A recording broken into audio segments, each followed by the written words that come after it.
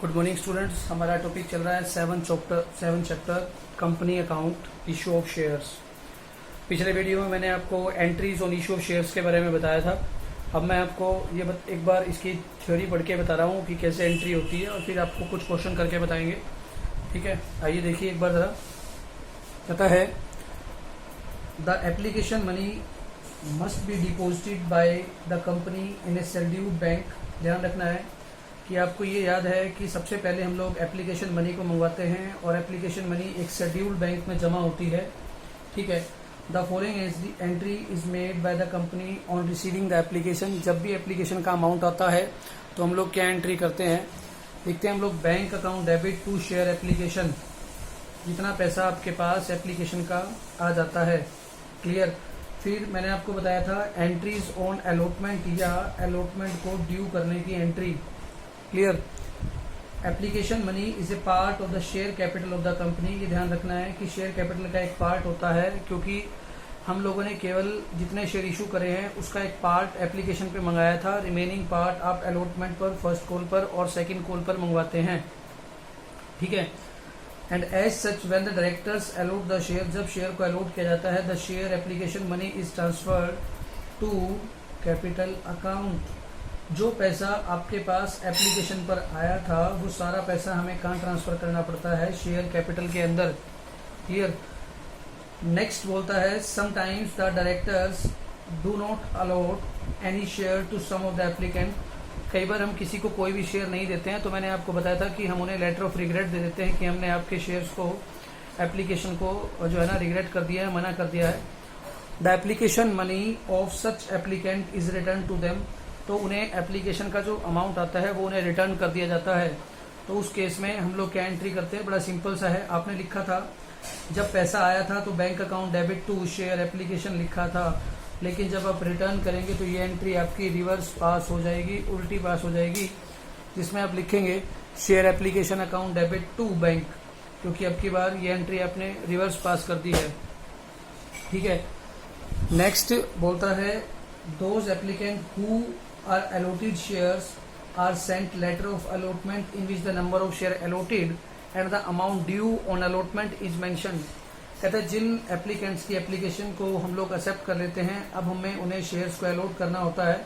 ठीक है, और the amount of due allotment is mention, हमें अलॉटमेंट पर उनसे कितना पैसा लेना है वो भी उनको साथ बता दिया जाता है। As such as the allotment letter are issued, जैसे ही अलॉटमेंट लेटर को इशू किया जाता है, the allotment money becomes due, तो हम उसको बोलते हैं हमने अलॉटमेंट ड्यू कर दिया, क्लियर। कहता है जैसे ही आप लोगों ने जिन लोगों को शेयर इशू करने हैं, आप उन्हें एक लेटर देते हैं कि हम आपको जो है ना शेयर अलॉट कर रहे हैं, और साथ में ये भी बता देते हैं कि आपको अलॉटमेंट के ऊपर कितना पैसा हमारे को देना है। The allotment becomes due and becomes a part of share capital. आपको पता है जैसे एप्लीकेशन शेयर कैपिटल का एक पार्ट बन जाता है, उसी प्रकार अलॉटमेंट भी शेयर कैपिटल का एक पार्ट बन जाता है। इसे हम बोलते हैं share allotment account debit to share capital account, clear. On receipt of allotment money, जब आपको अलॉटमेंट का पैसा आता है तो सिंपल सी बात है, शेयर कैपिटल आपकी ऑलरेडी इंक्रीज हो चुकी है, तो शेयर अलॉटमेंट आपका क्लोज हो जाएगा। आपने पहले इसे डेबिट किया था, इसे क्रेडिट कर देंगे, और बैंक अकाउंट डेबिट टू क्या करेंगे, शेयर अलॉटमेंट, क्लियर।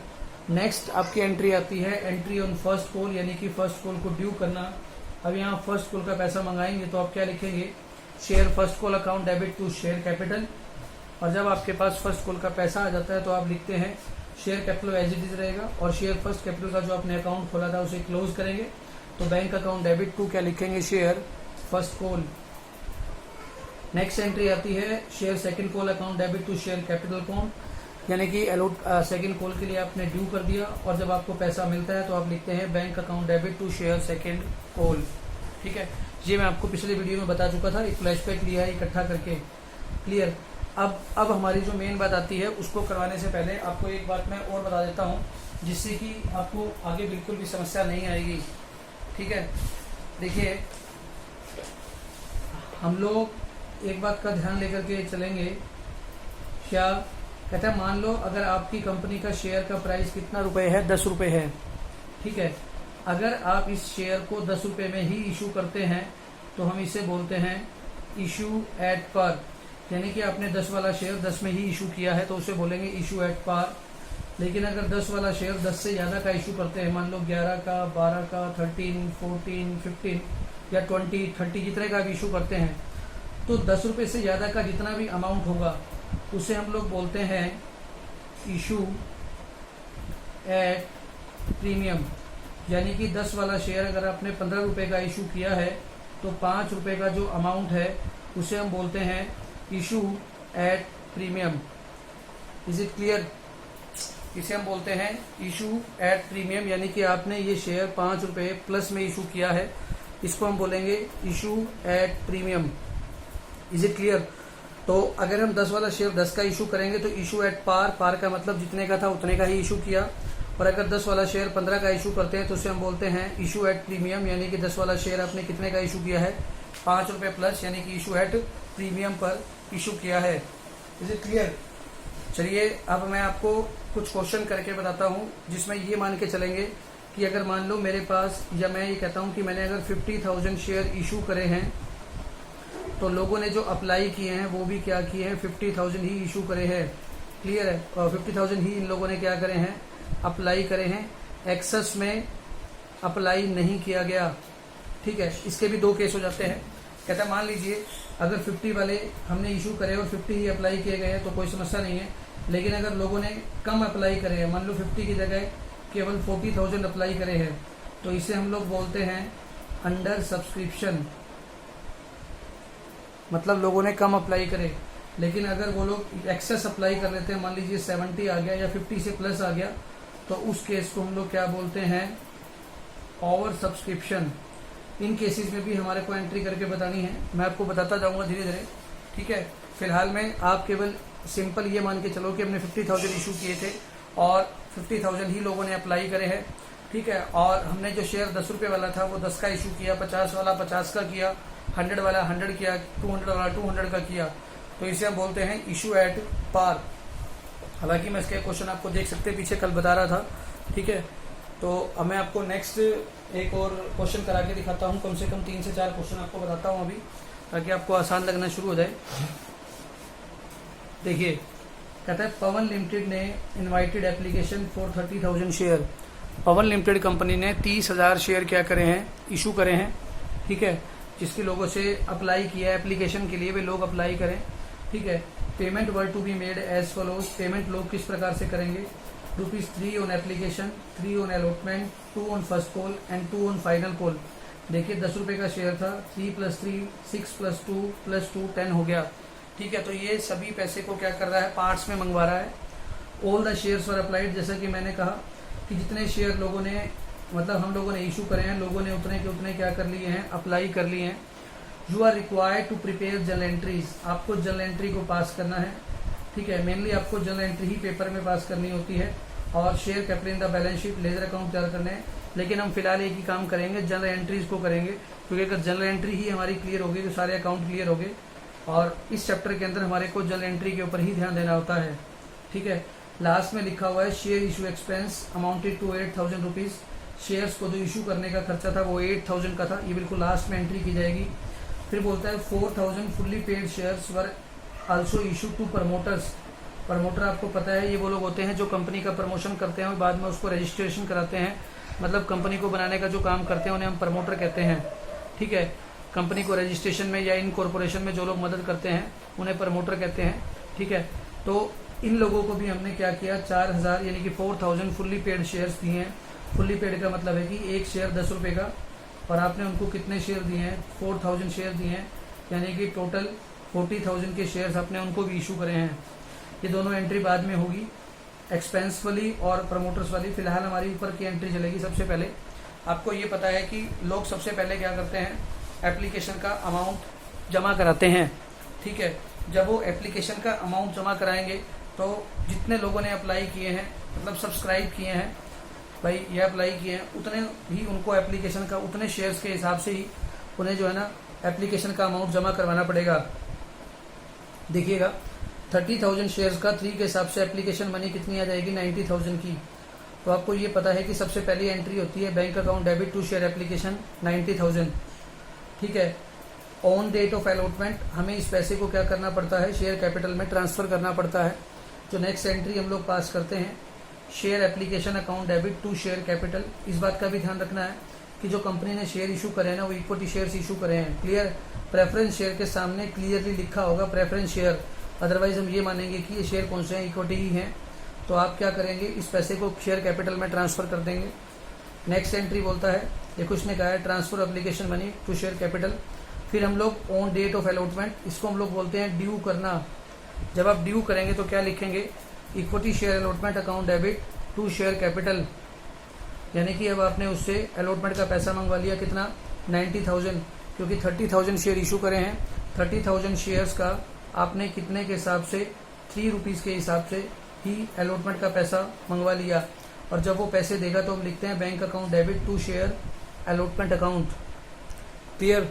फिर हम लोग फर्स्ट कॉल ड्यू करते हैं, तो फर्स्ट कॉल ड्यू करेंगे तो लिखेंगे equity share first call to share capital. और जब फर्स्ट कॉल का पैसा आता है तो हम लिखते हैं bank account debit to share first call. आपने फर्स्ट कॉल का पैसा मंगवाया है 30,000 शेयर्स का, 2 रुपीज़ के हिसाब से 60,000 का, और सबने पैसा पूरा दे दिया है। अभी तक ऐसी कोई समस्या नहीं आई है। हालांकि आगे वाले क्वेश्चनों में बहुत सारी समस्याएं आने वाली हैं, लेकिन हमें इसको इतना प्रैक्टिस कर लेना है कि आगे हमें कोई भी दिक्कत ना आए। बड़ा ही आसान चैप्टर है अगर इसको लॉजिकली करते हैं आप तो। नेक्स्ट बोलता है equity share final call account debit to share capital. अब आपने फाइनल कॉल का पैसा मंगवा लिया और आपके पास पूरा पैसा आ गया, तो आप लिखेंगे bank account debit to equity share final call. Clear. फिर आपको याद है आपने शेयर को इशू करने का खर्चा किया था, तो वो एक कंपनी के लिए एक्सपेंस है, नॉमिनल अकाउंट हो जाएगा, तो हम लिखेंगे share issue expense to bank. Okay. फिर आपने किया था कि हमने प्रमोटर्स को जो है ना शेयर इशू करे हैं। देखिए जब भी शेयर इशू किए जाएंगे तो आपकी कैपिटल इंक्रीज हो जाएगी, तो इस केस में भी आप इक्विटी शेयर कैपिटल को क्या कर देंगे, इंक्रीज कर देंगे। आपने यहाँ 4,000 शेयर दिए थे एट पर ₹10, यानी कि 40,000 के। ठीक है, तो हम डेबिट में क्या लिखेंगे, डेबिट में हम लिखेंगे इनकॉर्पोरेशन कॉस्ट या रजिस्ट्रेशन कॉस्ट लिख सकते हैं to equity share capital account. तो ये थी आपकी सारी की सारी जनरल। क्लियर।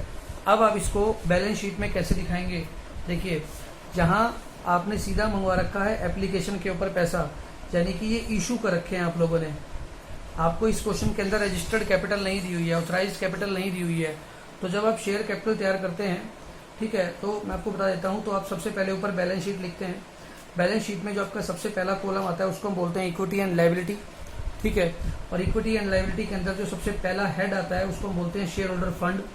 और शेयर होल्डर फंड का जो पार्ट होता है वो होता है share capital and reserve and surplus. वैसे 3 होते हैं, मैं बता देता हूँ। शेयर कैपिटल जो बी पार्ट होता है उसको हम लोग बोलते हैं रिजर्व एंड सरप्लस, और जो सी पार्ट होता है उसको बोलते हैं money received against share application.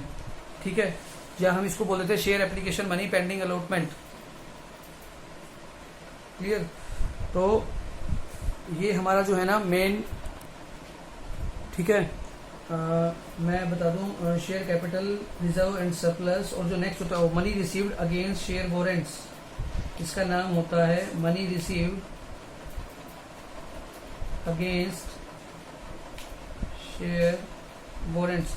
फिलहाल हमारा जो मेन मकसद रहेगा वो शेयर कैपिटल को, और कई जगह पर हम लोग रिजर्व एंड सरप्लस को लेकर चलेंगे। ठीक है, इसका कोई यूज नहीं आने वाला है। ओके, तो आपका सबसे जो मेजर हेड है पॉइंट नंबर 1 लिखा हुआ है इक्विटी एंड लायबिलिटी। ठीक है, और उसका जो पहला पार्ट है वो है शेयर होल्डर फंड, यानी कि शेयर होल्डर के पैसा जो है उसमें सबसे पहले हम लिखते हैं शेयर कैपिटल। और ये सब जो इसका मेन अमाउंट 3,40,000 आया है, ये आपको बताता हूँ कि आता कैसे है, देखते जाइएगा। ये इसका नोट 1 लिखा हुआ है। नोट 1 का मतलब है, इसको नीचे समझाया हुआ है कैसे। देखिए शेयर कैपिटल में आप क्या लिखते हैं, ऑथराइज्ड कैपिटल आपके पास गिवन नहीं है, इशूड कैपिटल आपके पास गिवन है। देखिए आपने यहाँ पर 30,000 शेयर्स तो किसको इशू करे थे, पब्लिक को इशू करे थे। ठीक है, और 4,000 शेयर किसको इशू किए थे, प्रमोटर्स को। तो आपने टोटल कितने शेयर इशू कर दिए, 34,000, और आपको सारा पैसा भी मिल गया। तो आप क्या लिखेंगे, issued capital, subscribed capital and fully paid up capital. जब पूरा पैसा आ जाए तो हम इकट्ठा लिख देते हैं issued capital, subscribed capital and fully paid up capital. कई बार जब हम इशू करते हैं और लोग कम अप्लाई करते हैं तो हमें इशूड कैपिटल का फिर अलग कॉलम तैयार करना पड़ता है, और subscribe and fully paid up का अलग, और subscribe and not fully paid up का अलग तैयार करना होता है। लेकिन आपको यहाँ क्वेश्चन बिल्कुल सिंपल दिया हुआ है कि जितने आप लोगों ने शेयर इशू करे हैं उन सबका पैसा हमारे को मिल गया है। तो आपका जो टोटल कॉलम में अमाउंट कितना आ गया, 3,40,000। यही 3,40,000 आप कहाँ लिखते हैं, करंट ईयर के अंदर शेयर कैपिटल में लिखते हैं। ठीक है, देखिए यहाँ देख सकते हैं नोट नंबर, यहाँ करंट ईयर दे रखा है और यहाँ प्रीवियस ईयर दिया हुआ है। तो प्रीवियस ईयर का कुछ गिवन ही नहीं है, तो हम यहाँ करंट ईयर का डाटा जो कि नीचे से लिया गया है सीधा वहाँ ऊपर लिख देंगे। ठीक है। नेक्स्ट, अभी मैंने आपको बताया भी था कि जब 10 रुपीज़ वाला शेयर उससे ज़्यादा का इशू किया जाता है, सपोज 15 का, 12 का, 18 का या 20 का, तो हम उसको बोलते हैं issue of share at premium. Clear. आइए देखते हैं। कहता है when A company issue A share at price which is above its face value. Face value का मतलब अगर 10 रुपये का जो शेयर था, अगर उससे ज़्यादा का इशू किया जाता है, it is set to be issued at premium, उसको हम बोलते हैं issue at premium. For example, if a share of the face value of ₹10 is issued at ₹12, 2 will be the premium on the share. तो 2 रुपये का amount जो है वो प्रीमियम ऑन शेयर कहलाएगा। There is no legal restriction on issue of share at premium. Issue of share at premium की कोई legal restriction नहीं है, आप चाहे कितने मर्जी का बेच सकते हो। ठीक है, 10 वाला चीज 1000 का बेच दो अगर उसकी डिमांड है तो। The premium on issue of share is a capital profit. जो आपको प्रॉफिट मतलब आपने जो प्रीमियम कमाया है उसको हम एक प्रकार का क्या बोलते हैं, कैपिटल प्रॉफिट बोलते हैं। And not a revenue profit and as such must be credit to separate account called security premium reserve account. ठीक है, तो जब भी आप शेयर को प्रीमियम पर इशू करेंगे तो आपको जो उसके ऊपर प्रॉफिट मिलेगा वो आपका एक प्रकार का कैपिटल प्रॉफिट हो जाएगा। क्लियर है। और उस प्रॉफिट को हम लोग कहाँ ट्रांसफर करते हैं, सिक्योरिटी प्रीमियम रिजर्व में ट्रांसफर करते हैं। ठीक है, जो कि मैंने अभी आपको कॉलम बना के बताया था कि पहला शेयर कैपिटल बनता है, दूसरा रिजर्व एंड सरप्लस। तो जो सिक्योरिटी प्रीमियम का अमाउंट आएगा वो रिजर्व एंड सरप्लस में आएगा, ना कि शेयर कैपिटल के अंदर। ठीक है। It must be shown separately in the balance sheet on the equity and liability side under the head reserve and surplus, जो कि मैंने अभी आपको बताया है। ठीक है। कहता है सिक्योरिटी प्रीमियम अकाउंट, ये हमारा आ गया है।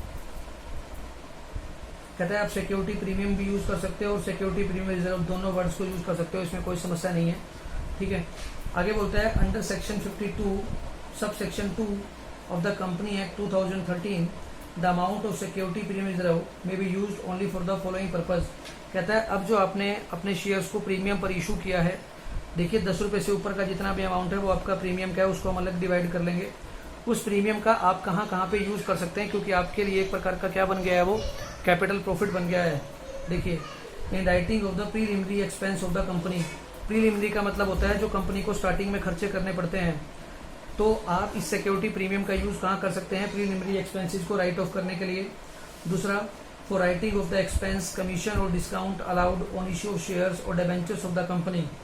अगर आपने कोई शेयर इशू जो है ना डिस्काउंट पर किया है या किसी एक्सपेंस को राइट ऑफ किया है, एक्सपेंस को राइट ऑफ का मतलब होगा जैसे शेयर इशू एक्सपेंस आपने भी पे किया था, आप उसको प्रॉफिट एंड लॉस में ट्रांसफर नहीं करेंगे।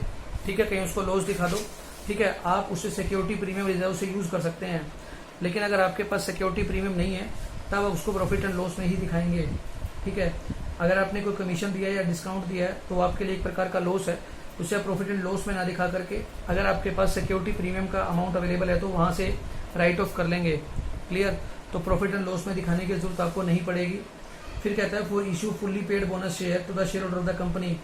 बोनस शेयर, कंपनी के जो शेयर होल्डर हैं उनको बोनस शेयर देने के लिए भी आप इन पैसे का यूज कर सकते हो। For providing for the premium payable और रिडम्पशन ऑफ डिबेंचर। जब आप डिबेंचर्स को रिडीम करते हो या प्रेफरेंस शेयर को रिडीम करते हो, रिडीम का मतलब होता है वापस करना। क्लियर। तो जैसे हम जब डिबेंचर्स को रिडीम करते हैं ना, तो रिडीम करते हुए हमें कई बार उन्हें एक्स्ट्रा अमाउंट पे करना पड़ता है, या प्रेफरेंस शेयर को रिडीम करते हैं तो हमें उन्हें एक्स्ट्रा पैसा देना पड़ता है। उसको हम लोग बोलते हैं रिडम्पशन ऑन प्रीमियम। मतलब 100 रुपये वापस करने थे लेकिन हमने उन्हें 115, 110 या 105 वापस करने पड़ रहे हैं, तो जो एक्सेस अमाउंट हमारे को पे करना पड़ रहा है उसे हम बोलते हैं रिडम्पशन ऑन प्रीमियम। तो इस हमारे लिए वो एक प्रकार का लॉस हो जाता है। उस लॉस को हम लोग कहाँ से लेंगे, हमारे पास अगर सिक्योरिटी प्रीमियम का प्रॉफिट अवेलेबल है तो हम वहाँ से यूज कर सकते हैं। इन बातों को लिख लो आप, और बिना लिखे इस चैप्टर का काम नहीं चलेगा, मैं क्लियर बता रहा हूँ। For buyback of its own share and other security as per section 68। अगर आपने कोई शेयर इशू करे हुए हैं तो आप उन शेयर्स को वापस परचेज कर सकते हो। ठीक है, और जो पैसा आपको देना है वो सिक्योरिटी प्रीमियम के पास जो आपका पैसा पड़ा हुआ है उस सिक्योरिटी प्रीमियम से पैसा आप उसको पे कर सकते हो। ठीक है, ये आप किसके अंडर कर सकते हो, अंडर सेक्शन 68 के अंदर। ठीक है, अब ये कहता है कि जब आप प्रीमियम पर शेयर इशू करते हैं तो उस समय लिखते क्या हैं। देखिए, मैं आपको पहले एंट्री करके बताता हूँ जिससे कि आपको समस्या ना हो। अभी तक आपने जो पीछे वाला क्वेश्चन किया था उसमें आपने किया था एट पार, देखिए मैं आपको करके बताता हूँ। अगर आप एट पार करते हैं, एट पार का मतलब अगर 10 वाला शेयर आप 10 रुपये का इशू करते हैं, ठीक है, तो आप क्या एंट्री करते हो, मान लो आपने 100 शेयर इशू करे हैं, तब आप क्या एंट्री लिखोगे, सबसे पहले एप्लीकेशन का पैसा आएगा, मान लीजिए 2 रुपये एप्लीकेशन के ऊपर, 3 रुपये अलॉटमेंट के ऊपर, फर्स्ट कॉल के ऊपर 4 रुपये और सेकंड कॉल के ऊपर 1 रुपया। तो आप लिखते हैं bank account debit to share application account. Next entry आप क्या पास करते हैं, कैपिटल में ट्रांसफर करने की, वहां पे आप क्या लिखते हैं, share application account debit to share capital, साथ साथ लिख लो वरना भाई कुछ नहीं आएगा, ठीक है। ये कहता है यहाँ पर कोई प्रीमियम नहीं था, चलो जी हो गया। मैं कहता हूँ जी अब अगर मैं 10 वाला शेयर जो है ना 12 रुपये का इशू कर रहा हूँ, कितने का कर रहा हूँ, 12 रुपये का, और ये पैसा मैं मान लो एप्लीकेशन के ऊपर 2 रुपये, अलॉटमेंट के ऊपर 3 रुपये, फर्स्ट कॉल के ऊपर 4 रुपये और सेकंड कॉल के ऊपर 1 रुपया। अमूमन क्या होता है, नॉर्मली क्या होता है कि जो प्रीमियम का अमाउंट होता है ना वो हमेशा अलॉटमेंट के साथ होता है। तो 3 + 2 आपको इकट्ठा दिखाना पड़ेगा, 5 जब टोटल करेंगे तब आपका क्या होगा, ये 12 होगा, ठीक है। अगर क्वेश्चन में कुछ भी नहीं कह रखा है कि प्रीमियम कहाँ पर लिया जाएगा तो हम उसे अलॉटमेंट पे मान के चलते हैं, ठीक है। और अगर किसी एप्लीकेशन के साथ या कहीं और कह रखा है तब क्वेश्चन में क्लियरली गिवन होगा।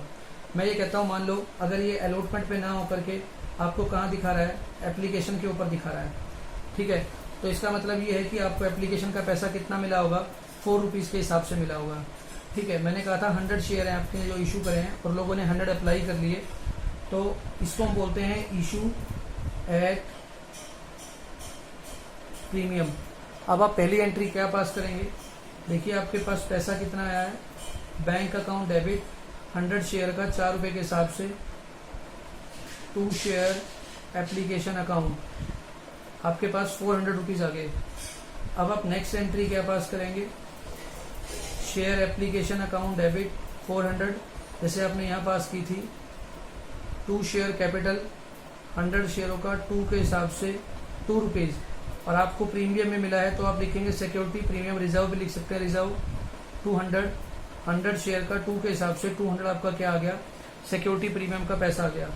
देखिए सिक्योरिटी प्रीमियम आपके लिए फ़ायदा है, इसलिए मैंने इसे क्या किया है, क्रेडिट में दिखाया है, क्लियर।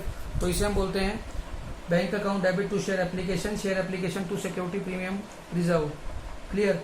कई बार क्या होता है कि प्रीमियम का अमाउंट आपको एप्लीकेशन पर नहीं मिलता बल्कि कहाँ मिलता है, अलॉटमेंट पर मिलता है। उस केस में आप क्या लिखेंगे, देखिएगा कहता है एप्लीकेशन पे तो आपको 2 रुपये ही मिल रहे हैं, लेकिन अलॉटमेंट के ऊपर आपको 3 + 2 5, फर्स्ट कॉल पे 4 रुपीज़ और सेकंड कॉल पर आपको कितना मिल रहा है, 1 रुपीज़ मिल रहा है। तो 100 शेयर हम मान के चल रहे हैं कि हमने इशू करे हैं। इस केस में आपकी पहली एंट्री क्या आएगी, जैसे कि एड पर में आई थी सेम वैसे ही आएगी, बैंक अकाउंट डेबिट 100 शेयर का 2 के हिसाब से आपके पास 200 आ गया, टू शेयर एप्लीकेशन आपके पास 200 का अमाउंट चला गया, ठीक है। अब आप इस एप्लीकेशन के पैसे को कहाँ ट्रांसफर करते हैं, कैपिटल में। आप क्या लिखेंगे, share application account debit to share capital account, लीजिए ये हमारी एंट्री होगी, ठीक है। अब नेक्स्ट मुझे क्या करना है, अलॉटमेंट को ड्यू करना है। अब जब मैं अलॉटमेंट को ड्यू करूंगा तो आपको पता है अलॉटमेंट ड्यू कैसे करूंगा, 100 शेयर के ऊपर 5 के हिसाब से 500 रुपीज़ मंगाने हैं, और मुझे ये भी पता है कि सिक्योरिटी प्रीमियम मेरे लिए एक प्रकार का फायदा है। तो मैं ड्यू कैसे करूंगा, देखिएगा share allotment account debit 100 share का 5 रुपीज़ के हिसाब से 500 मंगाएंगे आप, टू शेयर कैपिटल 100 शेयर का 3 के हिसाब से, कैपिटल का तो कितना अमाउंट आ गया, 300 आ गया, और to security premium reserve 100 share का 2 रुपये के हिसाब से आपने कितना पैसा मंगाया है, 200 रुपये प्रीमियम का मंगाया है। अब मैं ये कहता हूँ आपको पूरा पैसा रिसीव हो गया है, तब आप क्या एंट्री करेंगे, bank account debit to share allotment, क्योंकि आपने अलॉटमेंट को खोला था वो उसे बंद करना पड़ेगा, आपको पूरा पैसा मिलेगा कितना, 500 रुपीज़, लीजिए। फिर इसी प्रकार फर्स्ट कॉल 100 गुना 4 और 100 गुना 1 आपका पैसा पूरा आ जाएगा। इसको हम लोग बोलते हैं कि issue of share at premium, ठीक है। आइए मैं आपको क्वेश्चन करके बताता हूँ जिससे कि आपको ये और भी आसान लगने लगेगा। देखिए इलस्ट्रेशन नंबर 6, कहता है Spencer paint limited was registered with an authorized capital of 50 lakh divided in 5 lakh equity share of ₹10 each। Spencer limited ने जो रजिस्टर्ड कैपिटल है वो 50 लाख रुपए लिखा हुआ देखना, 5 लाख शेयर हैं, 10 रुपए का एक शेयर है। कंपनी ने कितने इशू करे हैं? 2 lakh equity share eight A premium of 3 पर शेयर। कंपनी ने 2 लाख शेयर इशू करे हैं जिस पर कि 3 रुपए प्रीमियम का भी मिलेगा, यानी कि 2 गुना 3 6 लाख का कंपनी को यहाँ फायदा होगा। Payable as follows ₹4 on application, 5 on allotment. Allotment के साथ में लिखा हुआ है इंक्लूडिंग प्रीमियम। आपने प्रीमियम कितना लिया है यहाँ पर? 3 रुपए।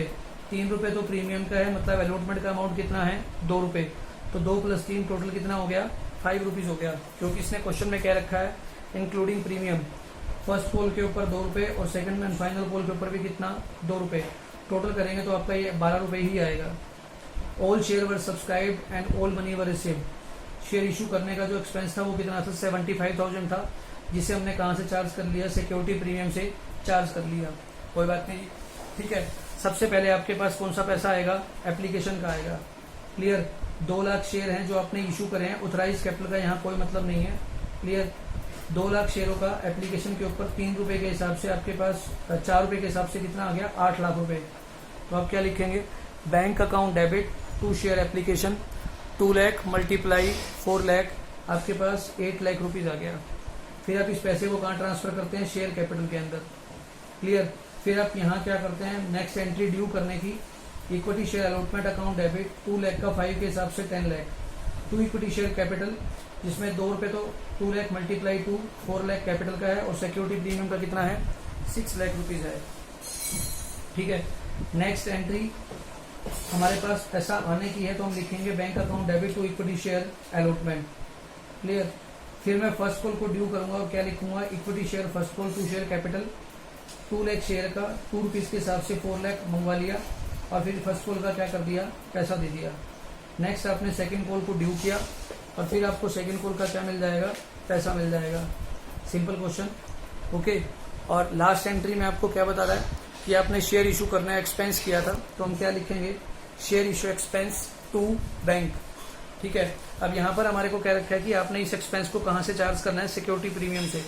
अगर सिक्योरिटी प्रीमियम नहीं बोलता तो मैं लिखता profit and loss account debit. अब सिक्योरिटी प्रीमियम बोला है तो मैं क्या लिखूंगा? Security premium reserve account debit to share issue expense. Clear? अब खास बात, यहाँ आपको ऑथराइज कैपिटल भी दी हुई है और इशूड कैपिटल भी दी हुई है। अब मैं इनको बताता हूँ कि आपको दिखाना कैसे है। ठीक है। आप बनाएंगे नोट्स टू अकाउंट्स में authorise capital 5 lakh share 10 rupees के हिसाब से आपका कितना अमाउंट हो गया? 50 लाख। इसको डबल लाइन में बंद कर रखा है इन लोगों ने, क्योंकि ये हमारा रजिस्टर्ड कैपिटल है, ये पैसा हमारे पास आया नहीं है, ये केवल दिखाने के लिए है। इक्विटी शेयर कैपिटल अपने इशू कितने करे हैं? 2 लाख शेयर 10 रुपीज के हिसाब से 20 लाख। इसको भी इन्होंने क्या कर दिया? यहाँ बंद कर दिया। लेकिन इस 20 लाख को ये कहाँ दिखाएंगे? शेयर होल्डर फंड के अंदर शो करेंगे, क्योंकि ये पैसा हमारे पास क्या हुआ है? आया है। ठीक है। अब सिक्योरिटी प्रीमियम में आपको फायदा कितने का मिला था? याद कीजिए, रिजर्व में आपको फायदा मिला था 6 लाख का, लेकिन आपने कुछ पैसा कहाँ यूज कर लिया? सिक्योरिटी प्रीमियम रिजर्व में यूज कर लिया 75,000 का। तो जो रिमेनिंग अमाउंट आपके पास रह गया 5,25,000, वो कहाँ दिखाते हैं हम लोग? Reserve and surplus notes number 2 में, जो कि नीचे दिखाया हुआ है। सिक्योरिटी प्रीमियम रिजर्व के अंदर दिखाते हैं, और फिर इसको अलग से नाम देते हैं रिजर्व एंड सरप्लस। ठीक है।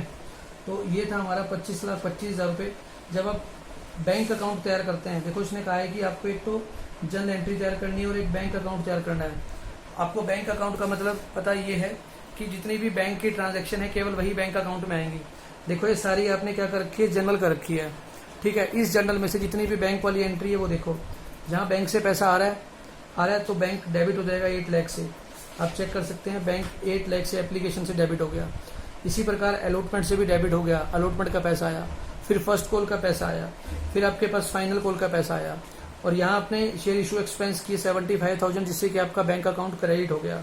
तो जो बैंक में बैलेंस अमाउंट रह गया वो 25,25,000 रह गया। ठीक है। ये आपकी एसेट है, बैंक अकाउंट आपकी एक एसेट है। ठीक है। तो बैलेंस शीट के अंदर आपको पता है कि एक साइड लायबिलिटी होती है और एक साइड एसेट होती है। ठीक है। लेकिन हम यहाँ पर क्या करते हैं? कंपनी की बैलेंस शीट वर्टिकल फॉर्मेट में चलती है। कैसे चलती है? वर्टिकल, एक सीधी लाइन आती है, ऊपर हम लोग लायबिलिटी दिखाते हैं और नीचे हम लोग क्या दिखाते हैं? एसेट दिखाते हैं।